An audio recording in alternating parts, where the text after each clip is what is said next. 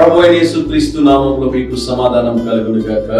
Shalom. ఈ ఉదయకాల సమయం కొరకు కీర్తనలు 48వ అధ్యాయము 14వ వచనము.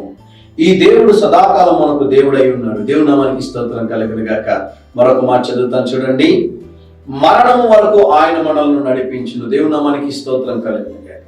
ఎంత గొప్ప దేవుడు మనం కలిగి ఉన్నాం. ఒక్కసారి మీరు యేసు ప్రభుని, ప్రభువా నా పాపములు క్షమించండి, మీ సిలువ రక్తము చేత నన్ను కడగండి, ప్రభా నా హృదయంలోనికి రండి, నా దేవుడుగా ఉండండి అని మీరు ప్రార్థన చేస్తే, ఈ రక్షణ అనుభవాన్ని మీరు పొందుకుంటే, అనేక సార్లు తిరిగి మీరు పాపం చేసి దేవునికి దూరమైనా కూడా దేవుడు మిమ్మల్ని విడిచిపెట్టడు అని దేవుని సేవకుడిగా తెలియజేస్తున్నారు.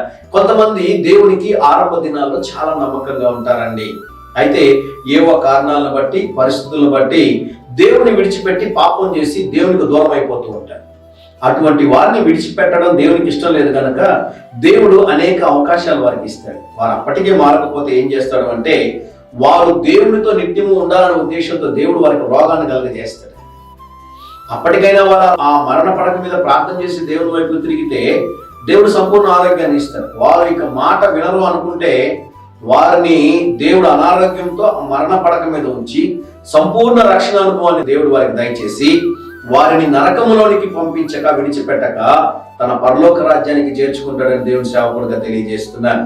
కనుక మీరు గమనించాలి, దేవుడు మనకిచ్చిన ఆయుష్ కాలంలో, దేవుడు మనకిచ్చిన ఆరోగ్యమును బట్టి ప్రభుని స్తుతిస్తూ ఎల్లవేళలా దేవునికి భయపడి జీవించాలి. దేవుని నామానికి స్తోత్రం కలుగును గాక.